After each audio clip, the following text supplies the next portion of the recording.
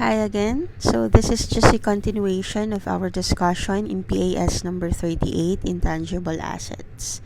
In the previous video, we had identified the characteristics and the essential criteria of our intangible assets.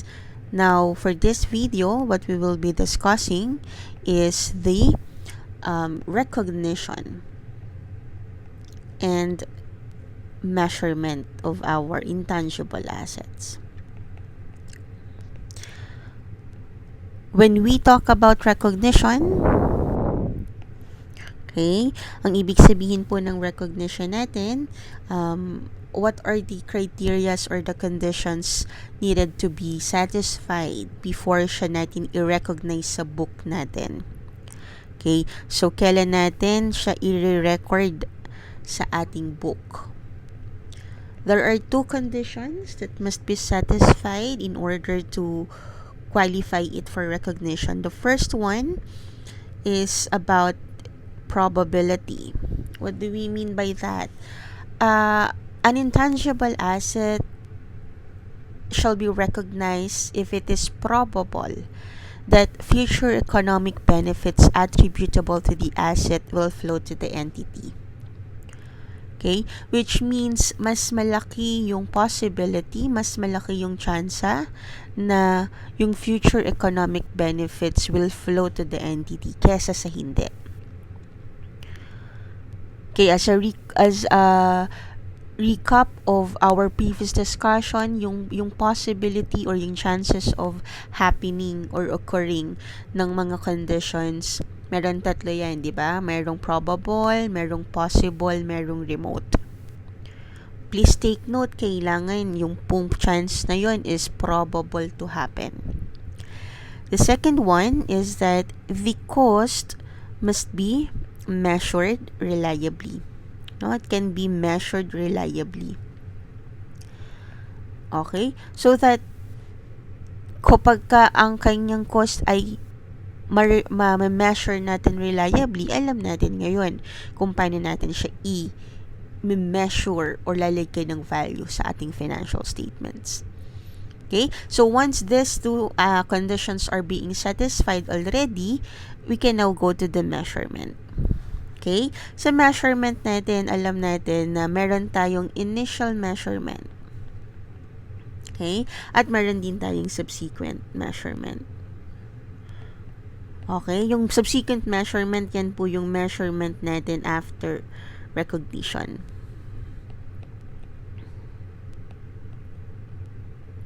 Yung ating initial measurement, yan yung measurement natin on recognition.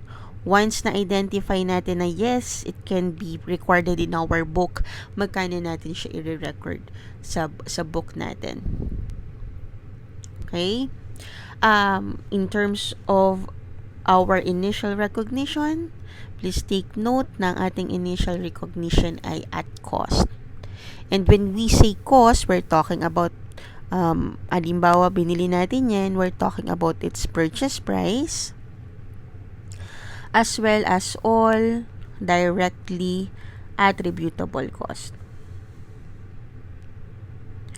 All other costs incurred na hindi pasok dito sa purchase price at saka sa directly attributable cost will be expensed immediately. In terms naman po ng subsequent or yung measurement after recognition natin, we can use either of the two methods. The first one is the cost method and the other one is the revaluation method or evaluation model. Okay? This topic will be discussed in a different video. Alright. I have identified here yung purchase price. Okay? Ibig sabihin, this is in relation to the intangible assets that you purchased. However, meron po tayong tinatawag na internally generated intangible assets. What does it mean? From the term itself, these are intangible assets that are generated internally or within the entity. Okay? So the question will be, how much will be the cost of our internally generated intangible assets? Okay? Where uh with this, it depends on the cost related to the generation of these intangible assets. And in terms of cost, dyan po papasok yung ating research and development stages. Okay? Bago ka mag-come up with internally generated intangible assets, dadaan yan sa tamang proseso ng research and development. In terms of costing po, yung ating development cost, pag sinabi nating development cost, it is the application of research findings. Okay? So, dun sa research, from the term itself, at very familiar naman tayo sa word na yan, you gain or you acquire new knowledge. In the case of development stage, you apply whatever the findings of your research are. Okay? Ang atin pong development cost can be capitalized. Okay? Which means hindi po automatic ang capitalization ng development cost. Okay? As a guide po, we can use the acronym PIRATE. Okay? This is based on a video I have watched on YouTube. Sylvia of CPD Box. Ano po tong PIRATE na to? In order for us to capitalize a development cost, kailangan mamimit niya tong conditions na to. Okay, ano po yung P? There must be a probable future economic benefits flowing to the entity due to the development cost. Okay, there must be an intention to complete and use or sell it. Okay, the resources must be adequate and available in order to complete and use or sell the intangible assets. There must be an ability to use or sell the assets. O, saan natin makikita yon? Of course, kapag yan may market tayo dyan. Okay? If there's an active market for that. And T stands for technical feasibility. And all expenditures must be reliably measured or reliably measurable. Okay? So, ibig pong sabihin, kapag na-meet po itong ating conditions or criteria po na to, then we can capitalize the cost of development or the cost of application of research findings to a plan or a design for the production of new or substantially improved materials, devices, products, etc. Okay. How about the research?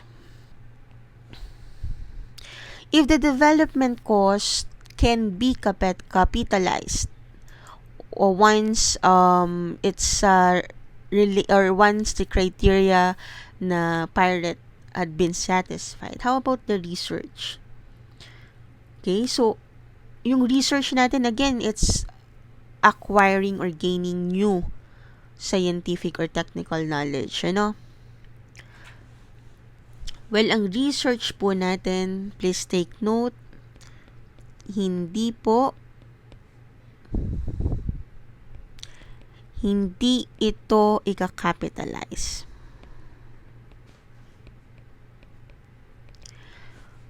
Ma'am, ibig pong sabihin, ignore natin, the answer is no. Hindi natin ika-capitalize, meaning hindi natin siya i-record as intangible assets, but we will record it and we will present it as an expense in our P&L or our profit and loss when incurred. How about po yung mga internally generated goodwill? Okay? Ang internally generated goodwill po ay hindi rin i-recognize as an asset. Ibig po bang sabihin, ang goodwill ay hindi asset? Kung ang tinutukoy po natin ay internally generated goodwill, hindi natin yan i-recognize as an asset.